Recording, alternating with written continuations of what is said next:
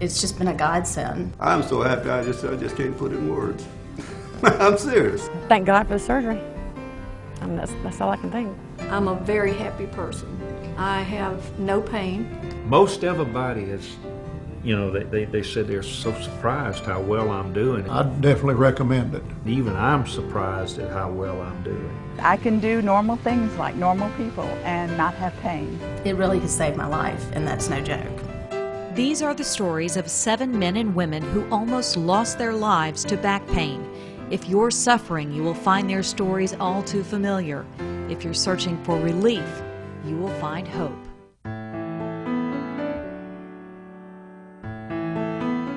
It was miserable.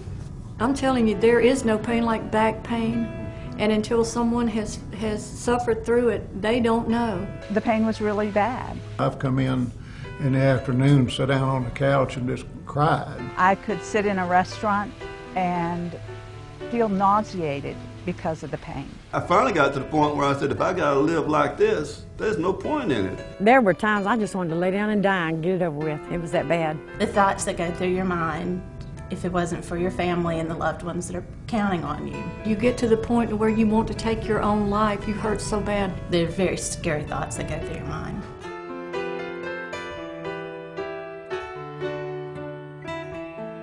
There was no quality of life, and I had completely given up. My legs would drag.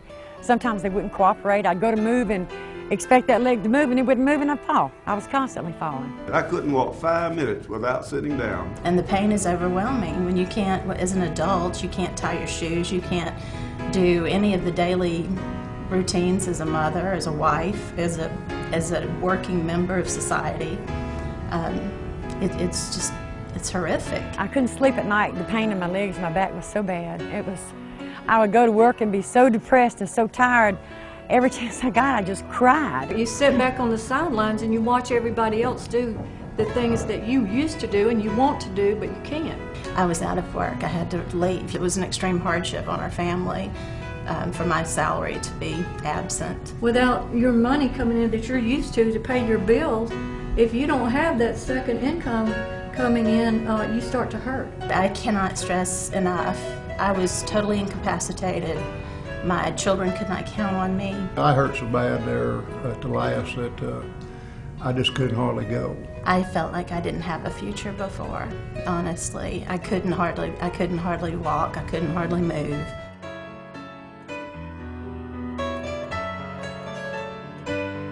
And I've gone through so many doctors. I can't even tell you how many doctors I went through. I went through the shots, epidurals, they cauterized, and nothing helped. The drugs are addictive. The longer you take them, the more you require. You feel guilty about asking for them, but then if you don't take them and you're hurting so bad, the other horrible, scary thoughts creep into your mind. I was going to pain specialists, having epidurals. I've had 20 epidurals. They never did a thing for me. Drugs didn't help.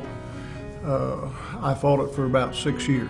You have shots in the back, you know, every month for years. Nothing was working.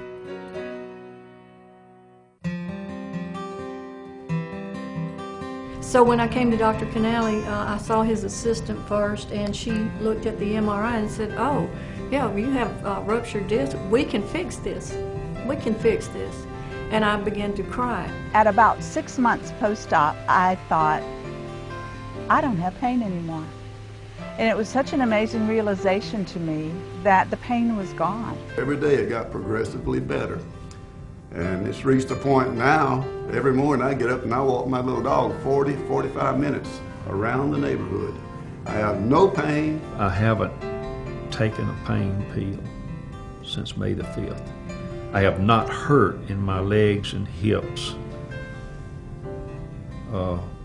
since the morning of my surgery.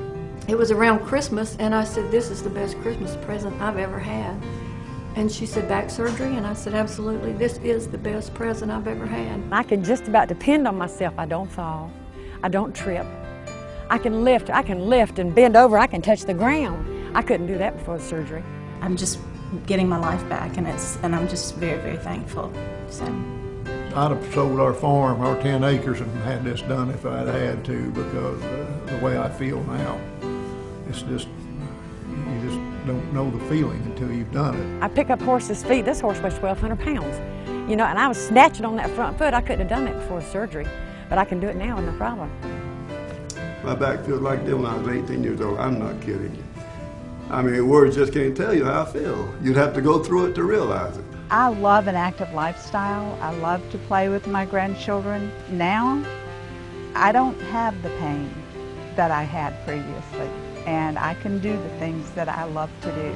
I'm very happy, and I'm just very thankful. I think Dr. Canal is a miracle worker. It's my third operation, and this one is the one that's going to do it. I mean, I cannot believe it. I thought I'd be in pain for the rest of my life. This was my 4th surgery on my back, and I, like the others, I feel like if I would have had that surgery first, then I wouldn't have required any other surgeries. If I'd had this operation 15 years ago, 1992, I would have had a better quality life. I wasted 15 years of my life, and I had pain every day. I mean every day. I didn't know what a day without pain was, and thought I never would. Since 1991, that's when mine started. So that's how long I've been in pain, and that's how long I've been begging for help, and finally found it with Dr. Canal. What he does is different than what other surgeons do. It's more complex, but he does such a good job. I would give anything in the world if I could have had this operation 15 years ago. I really would. How much does being paralyzed or crippled for life because of inferior screws or hardware mean to human life?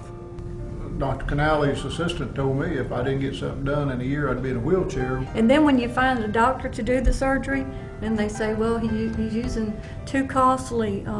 Everything he's using is too costly. If what they use in my body is state of the art at the time that it's done, I think that it's the responsibility of an insurance company to furnish that. That's why we pay our premiums. Who wants to go back and have it again because, you know, we used something cheap and we have to go back and fix it again? I don't want to have to go back through that again, do y'all? I certainly don't want to have to go through it My again. third one, the first 2 was because of inferior work. It was a joke. It wasn't an operation, it was a joke. And for someone to be out there and not be able to have this surgery because of insurance, it's ridiculous. That's just ludicrous, and something needs to be done about it. Something needs to be done about it.